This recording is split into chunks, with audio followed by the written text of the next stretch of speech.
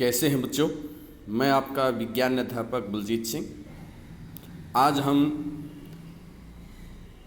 8वीं कक्षा के पाठ नंबर 7 से रेड डाटा पुस्तक प्रवासी पक्षी पुनर्वनरोपण आदि के बारे में अध्ययन करेंगे। सबसे पहले रेड डाटा पुस्तक, जैसा कि इसका नाम है रेड डाटा पुस्तक, इस पुस्तक के अंदर उन सभी संकटापन्न स्पीसीज जो है, संकटापन्न स्पीसीज का मतलब है वो प्रजातियां जो लुप्त होने के कगार पर हैं, जो खत्म होने वाली हैं, जिनकी संख्या बहुत कम रह गई है, संकटापन्न स्पीसीज, उनका रिकॉर्ड रखा जाता है। अब बहुत सारे पौधों की प्रजाति भी ऐसी हैं जो खत्म होने के कगार पर हैं और बहुत सारे जंतु भी ऐसे हैं जो खत्म होने के कगार पर हैं। इन दोनों के लिए अलग अलग रेड डाटा पुस्तक हैं। पौधों के लिए अलग रेड डाटा पुस्तक और जो जंतु हैं उनके लिए अलग रेड डाटा पुस्तक जो है वो बनाई गई है। तो ध्यान रखें, रेड डाटा पुस्तक ऐसी पुस्तक जिसमें संकटापन्न स्पीसीज का रिकॉर्ड रखा जाता है, यानी उन जीव जंतुओं और पौधों का रिकॉर्ड रखा जाता है जिनकी संख्या बहुत कम हो गई है। यदि उनकी तरफ ध्यान नहीं दिया गया तो उनकी प्रजाति खत्म हो सकती है। दूसरा जो हमारा टॉपिक है वो है प्रवास के बारे में। हमने सर्दियों के समय में अपने आसपास बहुत सारे पक्षी जो हैं वो ऐसे देखे हैं जो हमारे अक्षेत्र के नहीं होते हैं, केवल वो हमें सर्दियों में ही दिखाई देते हैं। वास्तव में ये पक्षी जो हैं संसार के दूसरे भागों से उड़ करके यहाँ आते हैं। वहाँ पर जलवायु की चरम परिस्थिति, यानी इतनी सर्दी होती है कि ये पक्षी उसको सहन नहीं कर पाते। तापमान जो है वो -37 डिग्री सेल्सियस या उससे भी नीचे चला जाता है। जिस तरह से रूस के अंदर का क्षेत्र मैंने बताया था, साइबेरिया, वहाँ के पक्षी उड़ करके भारत या दूसरे देशों के अंदर चले आते हैं, जहाँ पर वो अंडे देते हैं। अंडों से उनके चूजे या नए जो पक्षी हैं वो बन जाते हैं और फिर बाद में कुछ समय के पश्चात जब अपने मूल स्थान का तापमान जो है उनके रहने योग्य हो जाता है तो वो बच्चों समेत जो है वापस उड़ करके चले जाते हैं।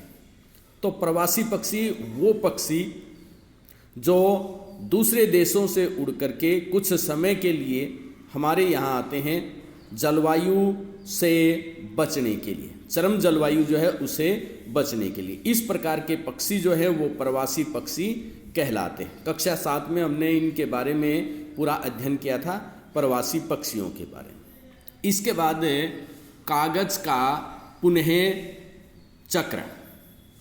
बच्चों, ये बहुत ज़रूरी है क्योंकि कागज़ जो है वो लकड़ी से बनाया जाता है, पेड़ पौधों को काट करके बनाया जाता है। 1 टन कागज़ के लिए 17 पूरे बड़े वृक्षों को जो है वो काटना पड़ता है। 1 टन यानी 1000 किलोग्राम कागज़ जो है उसको प्राप्त करने के लिए पूर्ण रूप से विकसित 17 जो वृक्ष हैं उनको काटेंगे, तब 1 टन कागज़ जो है वो बनेगा। कागज़ जो है हमें इसका सदुपयोग करना चाहिए, दुरुपयोग नहीं करना चाहिए। और कागज़ का पुनः चक्रण जो है वो किया जा सकता है लगभग 5 से 7 बार। यदि हम एक कागज़ की बचत भी रोज़ करते हैं तो हम ये मानेंगे कि हमने हजारों की संख्या में वृक्षों को बचा लिया है। इसके अलावा यदि हम कागज़ की बचत करते हैं तो कागज़ बनाने के दौरान जो ऊर्जा खर्च होती है, जो पानी खर्च होता है और उसमें जो रसायन प्रयोग किए जाते हैं उनकी भी हम बचत कर सकते हैं। तो कागज़ इसका पुनः चक्रण करके हम वृक्षों को बचा सकते हैं। ध्यान रखें, 1 टन कागज़ के लिए 1 टन यानी कितना, 1000 किलोग्राम। लगभग कितने वृक्ष काटने पड़ते हैं? 17 वृक्ष पूर्ण रूप से विकसित। और इससे यदि हमने बचना है तो कागज़ का पुनः चक्रण हम कर सकते हैं। 5 से 7 बार पुनः चक्रण एक कागज़ का किया जा सकता है। इसके बाद हमारा टॉपिक है पुनर्वनरोपण। पुनर्वनरोपण, जिस तरह से इसका नाम है दोबारा से वन रोपण, वनों को लगाना, यानी दोबारा से वृक्षों को लगाना। विभिन्न कार्यों के लिए हम प्रतिवर्ष जो है अनेकों वृक्षों को या वन के बड़े भाग को जो है वो काट लेते हैं। अब उनके स्थान पर यदि नए वृक्ष लगा दिए जाएं उसी प्रजाति के, तो हमारे जो वन हैं वो कभी भी समाप्त नहीं होंगे।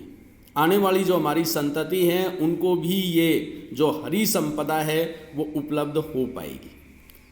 यदि हम खुद वृक्ष लगाने में असक्षम हैं तो उस क्षेत्र को अबाधित रूप से भी छोड़ दिया जाए, उसमें कोई गतिविधि नहीं करें, तो अपने आप भी प्राकृतिक रूप से भी वहाँ वृक्ष जो हैं उसी प्रजाति के उग जाते हैं और जो वन हैं वो दोबारा से पुनर्जीवित हो जाते हैं। अब यदि हम चाहते हैं कि आने वाली संतति हमारी वो शुद्ध वायु में सांस ले सके, तो वनों का होना जो है वो बहुत ज़रूरी है। इसके लिए सरकार ने कुछ नियम जो हैं वो भी बनाए हैं, जिस तरह से भारत वन संरक्षण अधिनियम, इसका जो उद्देश्य है वो यही है कि जो प्राकृतिक वन है उनका परिरक्षण किया जाए, उनका संरक्षण किया जाए। तो वन जो है हमारी आधारभूत आवश्यकताएं हैं। सांस लेने के लिए हमें जो ऑक्सीजन चाहिए वो वनों से, पौधों से ही प्राप्त होती है, और पौधे सभी को पता है भोजन का भी मूलभूत स्रोत हैं। इसलिए वनों को, पौधों को बचाए रखना जो है, उनका संरक्षण करना जो है वो ज़रूरी है, ताकि पृथ्वी के ऊपर मानव प्रजाति जो है वो बनी रहे। आज इतना ही, धन्यवाद बच्चों। इसके साथ ये पाठ पूरा होता है। अब इसके प्रश्न उत्तर जो है वो अगले लेक्चर में आपको समझाए जाएंगे। धन्यवाद बच्चों।